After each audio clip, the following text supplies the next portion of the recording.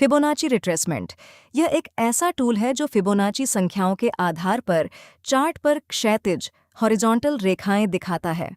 ये रेखाएं महत्वपूर्ण सपोर्ट और रेजिस्टेंस स्तरों के रूप में काम करती हैं।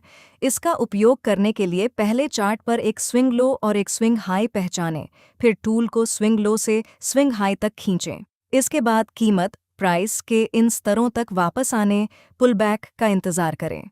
सबसे महत्वपूर्ण स्तर 0.382 फिबोनाची लेवल माना जाता है, क्योंकि अक्सर यहीं से कीमत वापस मुड़ती है। यदि कीमत इस स्तर को छूती है तो यह खरीद बाय का अच्छा अवसर हो सकता है। हालांकि कीमत अन्य फिबोनाची लेवल्स से भी पलट सकती है, इसलिए बेहतर एंट्री के लिए अन्य संकेतों कन्फर्मेशन सिग्नल्स का भी उपयोग करें। Breakout patterns. ब्रेकआउट तब होता है जब कीमत अचानक किसी एक दिशा में तेजी से बढ़ती या गिरती है। यह अक्सर तब होता है जब बाजार कुछ समय तक एक सीमित दायरे कंसोलिडेशन में चलता है। उदाहरण के लिए, यदि कीमत कुछ समय तक एक ही रेंज में घूमती रहे और फिर अचानक नीचे की ओर तेजी से गिर जाए तो इसे ब्रेकआउट कहा जाता है। ब्रेकआउट की पहचान के लिए ट्रेडर अक्सर वेज, ट्रायंगल और रेक्टेंगल पैटर्न का उपयोग करते हैं। Reversal patterns. रिवर्सल तब होता है जब कीमत अपने वर्तमान ट्रेंड के विपरीत दिशा में चलना शुरू कर देती है। कुछ प्रमुख रिवर्सल पैटर्न हैं: double top, double bottom, triple top, triple bottom, head and shoulders, cup and handle.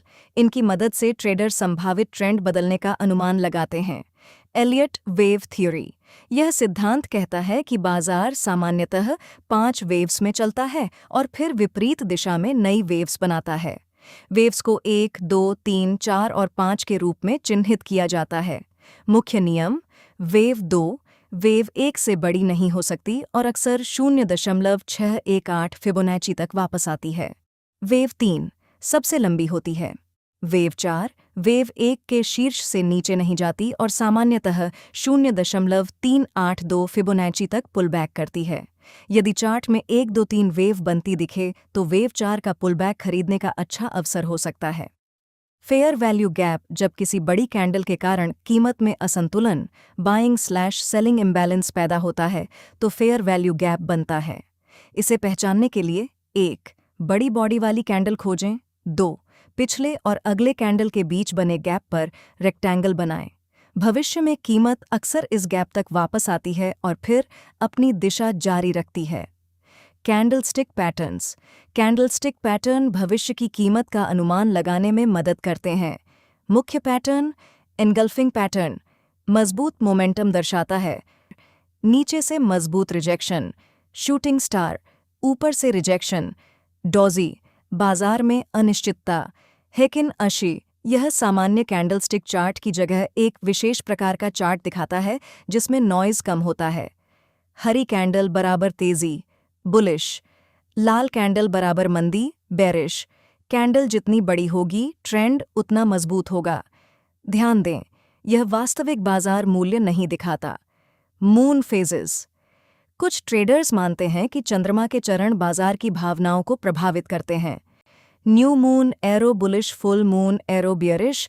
आजकल इसका उपयोग केवल अतिरिक्त पुष्टि कन्फर्मेशन के रूप में किया जाता है। रेनको चार्ट समय के बजाय केवल कीमत के परिवर्तन के आधार पर नया ब्लॉक बनाता है। उदाहरण: यदि हर 1% कीमत बदलने पर नया ब्लॉक बनता है तो प्रत्येक ब्लॉक 1% मूल्य परिवर्तन दर्शाएगा। हरा ब्लॉक बराबर तेजी, लाल ब्लॉक बराबर मंदी। हार्मोनिक पैटर्न्स ये फिबोनाची अनुपातों पर आधारित उन्नत पैटर्न होते हैं। मुख्य पैटर्न बैट बटरफ्लाई क्रैब। यदि चार्ट इन पैटर्नों के नियमों का पालन करता है तो ट्रेडर उसके अनुसार बाय या सेल कर सकते हैं।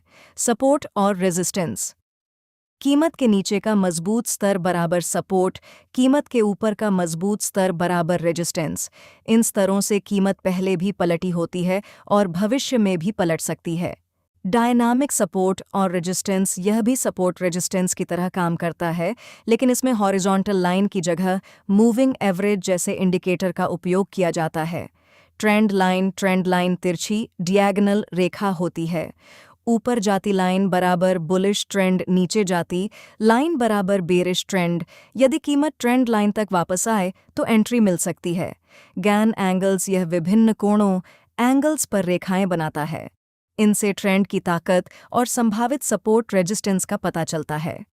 मोमेंटम इंडिकेटर्स मुख्य इंडिकेटर MACD ऊपर की क्रॉस बराबर बुलिश, नीचे की क्रॉस बराबर बेयरिश, मूविंग एवरेज कीमत ऊपर बराबर बुलिश, कीमत नीचे बराबर बेयरिश, पैराबोलिक SAR डॉट नीचे बराबर बुलिश, डॉट ऊपर बराबर बेयरिश, सुपर ट्रेड ग्रीन बराबर बाय, रेड बराबर सेल। ऑसिलेटर्स मुख्य oscillators RSI oversold arrow buy की संभावना ओवरबॉट, एरो सेल की संभावना स्टोकेस्टिक, दोनों लाइनें ओवरसोल्ड एरो बाय, दोनों ओवरबॉट एरो सेल। डाइवर्जेंस जब इंडिकेटर और प्राइस अलग अलग दिशा दिखाए तो उसे डाइवर्जेंस कहते हैं। उदाहरण, यदि प्राइस हायर हाई बना रही हो लेकिन MACD लोअर हाई दिखा रहा हो तो यह बेरिश डाइवर्जेंस है और कीमत गिर सकती है।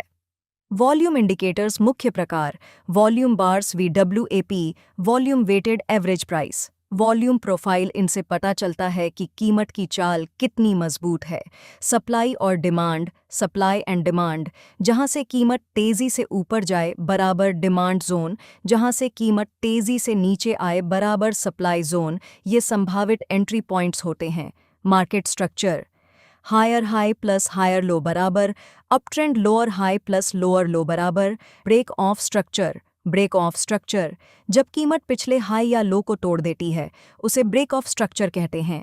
चेंज ऑफ कैरेक्टर चोचेच जब अप ट्रेंड अचानक डाउन ट्रेंड में बदलने लगे या डाउन ट्रेंड अप ट्रेंड में बदलने लगे तो उसे चेंज ऑफ कैरेक्टर कहते हैं। यदि यह वीडियो आपको पसंद आया हो तो वीडियो को लाइक करें और चैनल को सब्सक्राइब करें। आपका बहुत बहुत धन्यवाद। अगली वीडियो में फिर मिलेंगे।